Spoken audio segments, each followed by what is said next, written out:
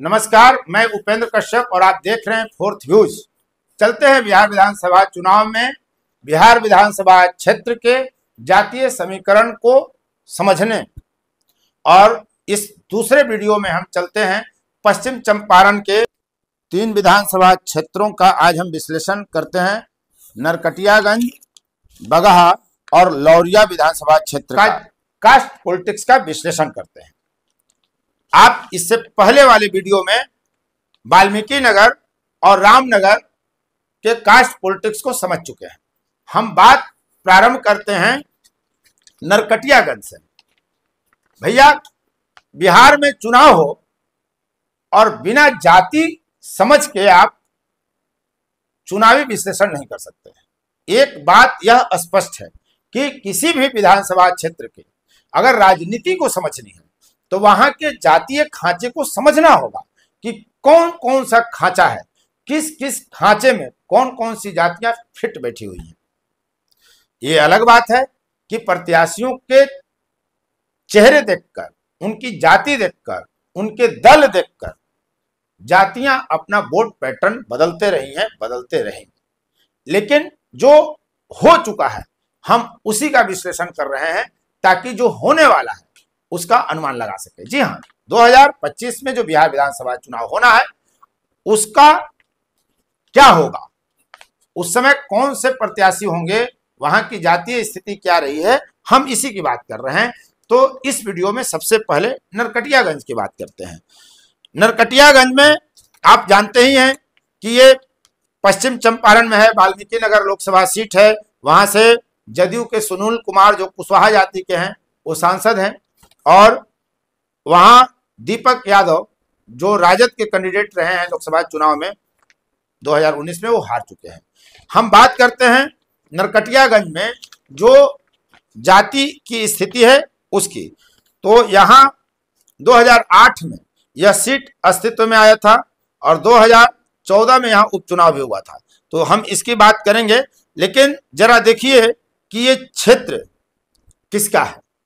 1977 से अगर हम बात करें तो वहां अब तक 5 बार भाजपा और 4 बार कांग्रेस के विधायक रहे हैं। 2077 से जो चुनाव हुआ है 2020 के विधानसभा चुनाव तक, तब तक। और 1977, 1980 और 1985 में अर्जुन विक्रम शाह वहां से चुनाव जीतते रहे हैं। 1990, 2000 और 2005 में भूमिहार जाति के चंद्रमोहन राय, बड़े कद के नेता माने गए हैं, वो चुनाव जीतते रहे। और 2095 में राम प्रसाद यादव वहां से चुनाव जीते थे। और इधर आप देखेंगे कि 2010 में ब्राह्मण, 2015 और 2020 में कायस्थ जाति का प्रत्याशी चुनाव जीतने में सफल रहा। यानी वैश्य, भूमिहार, ब्राह्मण और कायस्थ पिछड़ों की यहाँ जो जाति है उनका बहुत यहाँ चलता नहीं है नरकटियागंज में। तो 2010 में यहाँ सतीश दुबे चुनाव जीतते हैं जो भाजपा से हैं, ब्राह्मण हैं। 2015 में यहाँ कांग्रेस से जीतते हैं विजय वर्मा जो कायस्थ जाति के हैं। इसके पहले 2014 में उपचुनाव होता है और वह कायस्थ जाति की रश्मि वर्मा उपचुनाव जीतती हैं।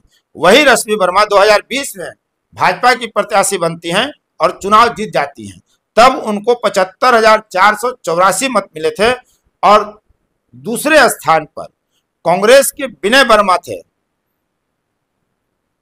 और उनको 54,350 वोट मिला था।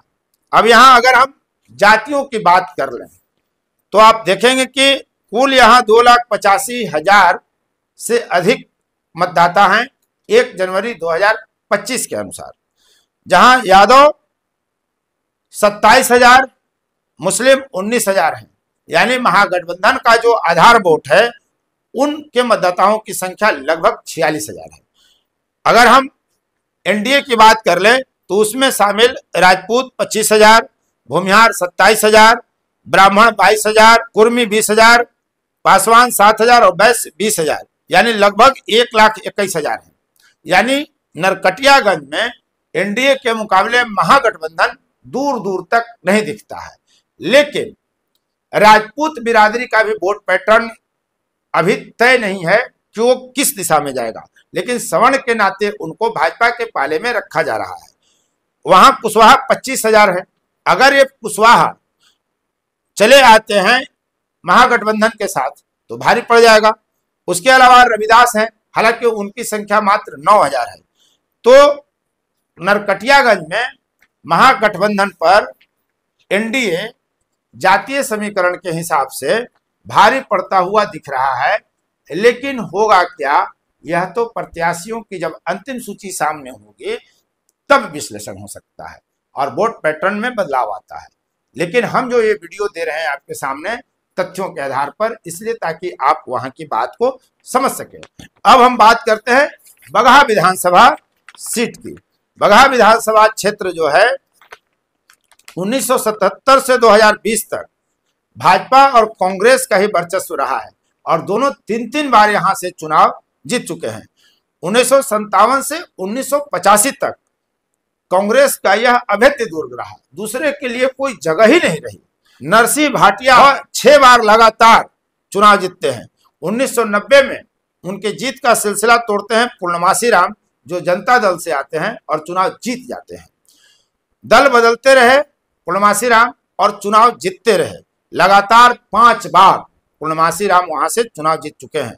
2008 में जब परिसीमन होता है तो यह सीट जो अनुसूचित जाति के लिए आरक्षित था वह सामान्य सीट बन गया और जब से सामान्य सीट बना है तब से स्थिति बदल गई। यहां प्रभात रंजन सिंह जो जदयू के हैं वो चनऊ जाति के 2010 में चुनाव जीते थे और 2015 में राघव शरण पांडे जो बीजेपी से चुनाव जीतते हैं वो ब्राह्मण है और 2020 में राम सिंह जो बीजेपी से हैं वे जीतते हैं और उनकी जाति चनऊ है। 90,013 वोट 2020 में इनको मिला था। जयेश मंगल सिंह तब हारे थे कांग्रेस के, जिनको 59,993 वोट मिला था। अब यहां जाति की बात हम कर लेते हैं सिलसिलेवार। तो यहां कुल वोटर 3,33,376 है 1 जनवरी 2025 के अनुसार। यादव 46,000, मुस्लिम 44,000, यानी महागठबंधन का जो आधार वोट है 2 जातियां माई समीकरण वो 90,000 लगभग है और यहाँ एनडीए दूर दूर तक नहीं दिखती है। अब एनडीए की अगर बात कर लें तो यहाँ ब्राह्मण, राजपूत, यादव, वैश्य, महादलित और मुस्लिम वोटर जो हैं वो निर्णायक की स्थिति में लगभग बराबर रहते रहे हैं। राजपूत यहाँ 15,000 हैं, भूमिहार मात्र 7,000 हैं, ब्राह्मण 21,000 है, कुर्मी 9,000 और पासवान 4,000। इसके अलावा वैश्य जाति 31,000 है, यानी 87,000 हैं। इनके अलावा कुशवाहा की आबादी 16,000 है और रविदास की आबादी यहाँ 45,000 है। दोनों निर्णायक वोटर हैं। किस पाले में बैठेंगे नहीं कहा जा सकता, लेकिन जिस पाले में भी बैठेंगे उस पाले को जिताकर ले जाएंगे, नैया पार करा जाएंगे। अब हम आते हैं लौरिया विधानसभा क्षेत्र की बात करते हैं। वर्ष 2000 के पहले तक यह कांग्रेस का गढ़ रहा था। 2005 से यह सिलसिला टूट गया और जदयू के प्रदीप सिंह यहां चुनाव जीते थे, लेकिन 2010, 2015 और 2020 तीनों ही बार विनय बिहारी कलाकार चुनाव जीतते हैं।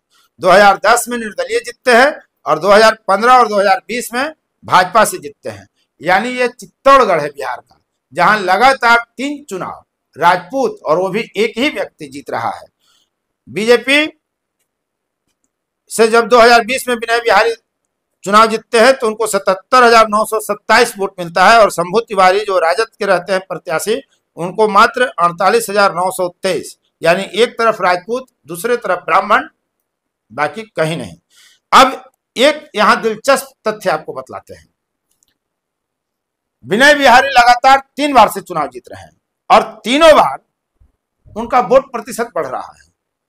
2010 में पहली बार जब निर्दलीय चुनाव जीतते हैं विनय बिहारी तो उनको 33.44 वोट प्राप्त होता है कुल हुए मतदान का। 2015 में यह प्रतिशत बढ़ जाता है और 40.47% उनको वोट प्राप्त होता है, जबकि 2020 में 49.48 लगभग आधा 50% मत प्राप्त करते हैं। यह एक दिलचस्प बात है। इसलिए कि एक बार व्यक्ति तीर तुक्का से जीत जाता है, दूसरी बार व्यक्तित्व और किए गए कर्म के आधार पर, और तीसरी बार जब जनता जिताती है तो इस बात की पुष्टि कर देती है कि आपके कर्म बेहतर हैं, आपके व्यवहार बेहतर हैं, आपकी उपलब्धियां बेहतर हैं। ऐसे ही समीकरण एक साथ एक ही व्यक्ति के साथ कैसे टिके रह सकता है।